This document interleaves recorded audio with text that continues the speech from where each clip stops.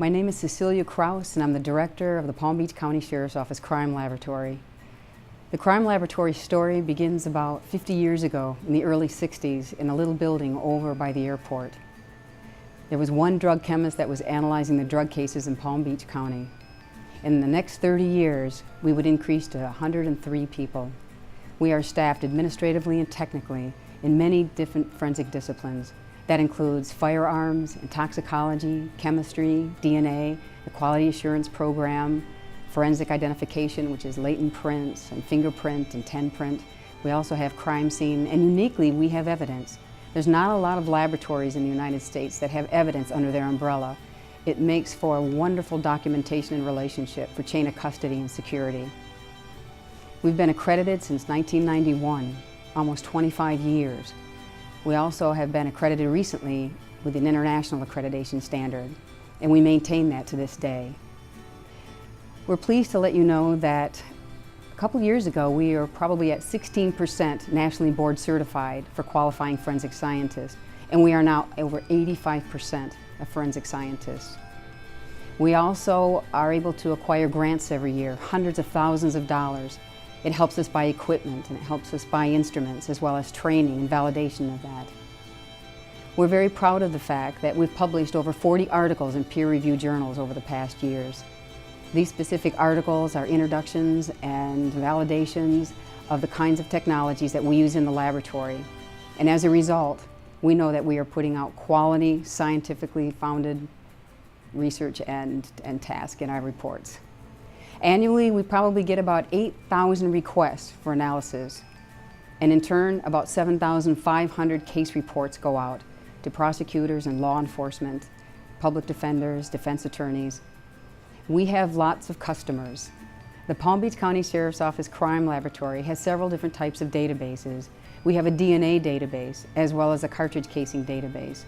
We also have a database for latent prints, such as fingerprints and palm prints. These add every year thousands of investigative leads to our local law enforcement. We service 25 different law enforcement agencies. We also service the school system, both the university and the public school system. We have connections with the Florida Highway Patrol to assist them, as well as federal agencies such as the ATF and the FBI and the DEA when they need assist as well.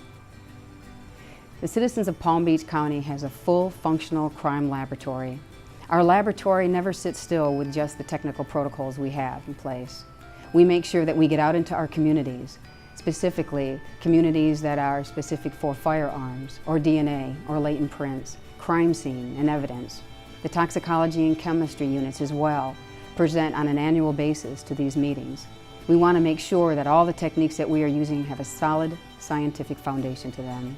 Now that you know a little bit about our crime laboratory, let's take a tour and see what we have. We are at the Forensic ID unit in the Palm Beach County Sheriff's Office. We are located in the AFIS room. This is an AFIS workstation. AFIS again stands for Automated Fingerprint Identification System. What we can do with this system is, one of the things is, this is a camera and we have lighting, and we can adjust, we can actually take a piece of evidence, whatever it could be, we can put it underneath here and actually take a picture of a fingerprint that may have been on, it may have been a piece of evidence that was too big to lift the latent off of. Or for instance, this can is circular. Sometimes it can be hard to take something off of an object like that.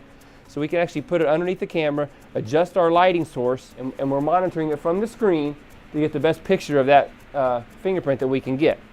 The fingerprint will then be captured up there on the terminal, and then again the examiner can do one of two things. They can ask the computer to plot what we call minutia, which are points within that fingerprint that we use to identify it, or we can plot them ourselves, okay? Depending on how good it looks and what the examiner thinks is the best thing to do. A lot of times what they'll do is they'll let the computer plot them, and then they will adjust it from there, take out what they don't like, or if they see something that maybe the computer missed, they can put that in. They'll launch that fingerprint then off for a search against the database. Okay, well, then it takes just a matter of a few seconds. It will come back, and then what they will do is they'll get a respondent list. And the respondent list shows what the computer thinks is the most chances of making identification off of that fingerprint. We identify fingerprints both from known sets of fingerprints from people that have been arrested and booked into the jail to identify who they are. We also identify latents, which are prints from crime scenes that are unknown, sets of prints that are lifted from a burglary or a homicide or something like that are entered to us. We may or may not have suspects on the case. If we don't, then we try to enter those prints into APHIS to identify suspects who might have committed that crime. If we can tie a person into being at that crime scene who should not have been there or had no reason to have been there, that obviously gives suspects for detectives, and we turn that information over to them for them to look at who might have committed that crime. There's real value in being able to try to help solve a crime. We get lots of cases that come in here with no suspects. We will try everything we can to try to identify who that set of prints belong to, whether it be the victim, maybe the person that owns the house, or if it's a suspect, that somebody who shouldn't have no access there, and we can turn that back over to the detective and actually solve somebody's case when there would have been no other way to have solved if it hadn't been for that fingerprint we identified. So yeah, there's some gratification in working here, and for the most part, everybody who works under me likes working here. I'm the Forensic Quality Assurance Manager here for the Sheriff's Office Crime Laboratory, and that means that I'm in charge of our accreditation process, all the nuts and bolts that go into what we do to assure the public that the work we do is up to date, correct, and able to be presented in court. Well, most of it is learning what our international standards are. We are accredited by the American Society of Crime Laboratory Directors, Laboratory Accreditation Board, so there are many hundreds of standards that we have to comply with, and that's every unit in the Sheriff's Office Crime Laboratory. We go about doing that by learning these standards, identifying them, isolating them, writing policies toward the standards, and then every unit has to write procedures manuals to those standards. Most of the work in quality assurance is working with the managers to let them know what is needed by a certain date, say, so that we can check it off our list. I've been in this field for 33 years now, and I've seen a lot of different sorts of events occur inside and outside the laboratory. What we find is that people ask us questions in a certain way, and we may have data in a different format, so we have to figure out how to change our data and reformat our data so that we can answer questions appropriately. So I find it very interesting in that regard, and I also get to interact with all of the staff, the managers and all the staff. And I certainly hope that as I go in and I visit them and ask them questions and we talk about what might have come up so that we can answer questions from the public, that it isn't scary. They're used to seeing me now, so everybody's still here, everybody's still in one piece. So I enjoy my job very much. I think there's something new that happens every day, and that does make it exciting. This is the chemistry unit of the Palm Beach County Sheriff's Office Crime Laboratory. We analyze solid dosage drugs here in this unit. We test unknown pills, powders, plant material, and liquids for the presence of controlled substances. Well, we deal primarily with confiscations of narcotics through agents as well as road deputies. They will confiscate something that they suspect to be a drug, either a pharmaceutical drug or an illicit drug, and they will submit it to the laboratory, to our evidence unit, and then we will receive the request to analyze that substance, whether it's liquid, powder, or a pill, and determine whether it does contain a controlled substance, which is material that's controlled by the state of Florida. The process itself depends on the type of substance that we're analyzing. We currently process around 3,000 cases a year in this unit between the 5 individuals assigned to this unit and myself. Of those 3,000 cases, the chemist must interact with approximately 6,000 separate pieces of evidence to process those cases. So we generate a lot of reports that are associated with a lot of criminal charges. Well, if you're a chemist, it's exciting. We do spend all of our time in the laboratory, or a great portion of the time in the laboratory, so you have to really like that type of work. But if you really do like chemistry and like the analytical aspects of chemistry, being able to take an unknown compound, analyze it, and determine what it contains, then it's very enjoyable. The Sheriff's Office is a great place to work. We have always had great support by our sheriff. He has always been provided us with the instrumentation and the technology and the manpower that we need to perform my testing with the highest quality and the most efficient way. I've been involved with other agencies, and I would say that this one is by far the most supported crime laboratory I've been involved with. The cooperation and ability to buy the instrumentation we need is crucial in being able to generate quality results in a timely fashion. Scientific instrumentation is not cheap. It's a fairly expensive process, but we've always received everything that we needed to get our job done. In this unit, we are forensic scientists. This is a forensic firearms unit. So what we do is we test firearms for operability and function. And then we also look at the microscopic individual characteristics that firearms, which are tools, leave on the surface of bullets and cartridge cases. We can also do distance determination testing on clothing within this unit, as well as serial number restoration. And we also have a database called the NIBIN database, which we enter firearms into that database to search to see if firearms have been used in unsolved crimes within the county. Our main piece of equipment that we use in this unit is a comparative microscope. The comparison microscope is actually two microscopes joined together by an optical bridge, and that allows us to look at two pieces of evidence at once. So, for example, we'll look at a bullet and a bullet side by side. We're looking at the tool marks that the firearm has left on the surface of the bullet. We're comparing those tool marks to each other. The firearm is unique in itself that it leaves comparable tool marks on the surface of the bullets. So we're looking at those tool marks, comparing them side by side through the comparison microscope. And so we're looking for those tool marks to agree under the microscope. Another thing that you'll see here in the firearms unit is the shooting tank. That's a large tank, basically, that's housed in the armory downstairs. It's full of water, and that's what we shoot our firearms into. We'll collect the bullets from that tank. The water is held in this large tank, basically. The water slows the bullet down to keep it in pristine condition. We collect our bullets out of that tank. We'll bring them back upstairs. We'll look at those bullets under the microscope, comparing those bullets to evidence found at a crime scene, found in a victim's body, that type of thing. Those bullets are used to represent the firearm when we look at them to compare them under the microscope to a bullet found from a crime scene. Firearm work is different. Every time you get a case in, it's different. Firearms change because there's new firearms coming in, so we get to see new firearms that come in. We see interesting cases because you may see different types of ammunition, interesting cases because it's a busy place to work, so you have lots of evidence, lots of different types of cases that come in. So although it's very busy and can be very overwhelming, firearms, I think, is probably one of the most interesting sciences within the crime lab because there's just an interesting facet to forensic firearms work. Administration really to me is the clerical or the administrative people. They order supplies for the various units, which is a daily occurrence. We go through a lot of supplies, all the units do. They monitor the budget, make sure we're within our parameters of our spending and what we spend it on, and make priorities in terms of how we spend our money. And the two budgets I have that I control, I have to make sure they have enough money for all this other 6 units to share equally.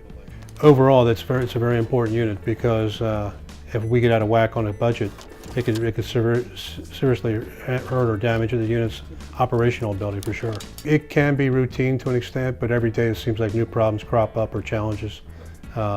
Units may want a particular capital item and we have to go downstairs to budget and ask for permission. So it varies on a daily basis, really, particularly when you're dealing with crime scene and evidence and firearms and forensic ID. You're constantly coming up with new challenges every day.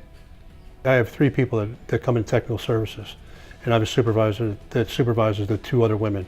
The 2 other women are clerk typists. They fill out an order of requisitions, which is contained of or made up of supplies for the various units. Now I have 77 employees, so that's a lot of ordering essentially. And it's not only that, but it's also data entry.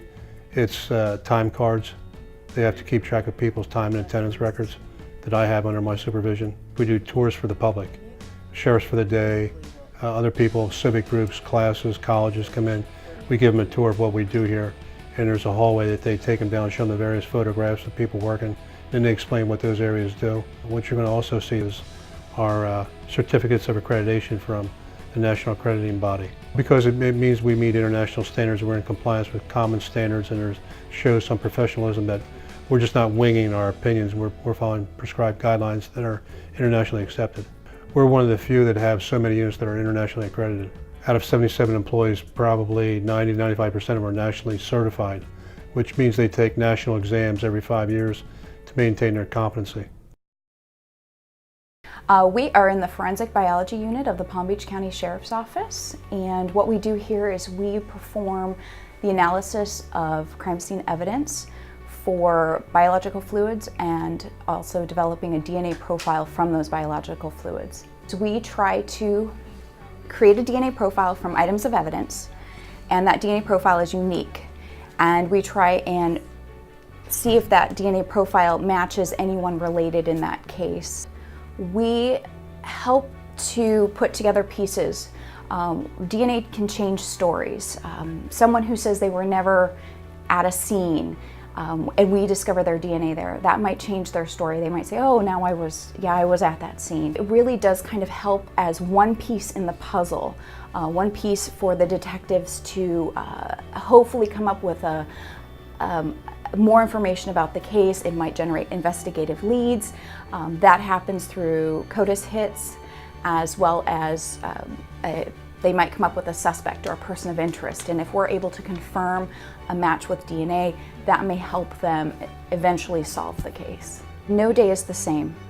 Every day is exciting, and I really think that this job is a calling.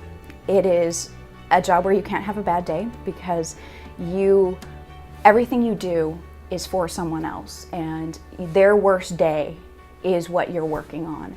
So I think that there's a very large weight on your shoulder when you come here. It is exciting because sometimes we're the first to know if someone really was involved in a case, or we're the first to know if we got an investigative lead on a case. Another thing that I'm very proud of is that we're constantly working. We're very well funded by the sheriff, and we've managed to really keep our backlogs down so that we are able to deliver quality results on any case that is requested of us in the laboratory. I think one of the most important things we do, if not the most important thing we do, is to testify in court. I think our representation in court is essential. Really, everything we do in this lab is moot if we don't give a good and clear testimony that is accurate and is well understood by the jury. We're scientists, above all else. We're scientists. We speak the truth, we speak to our analysis, and we don't embellish. It is what it is.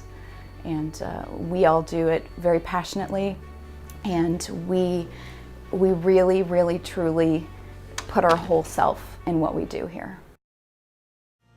The evidence unit is made up of 4 parts. We have property evidence, laboratory evidence, the impound lot, and photo lab.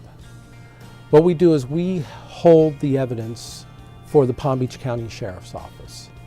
Anything that comes in found property, property from homicides, property from burglaries, interviews, everything like that comes here and is held until the case is done.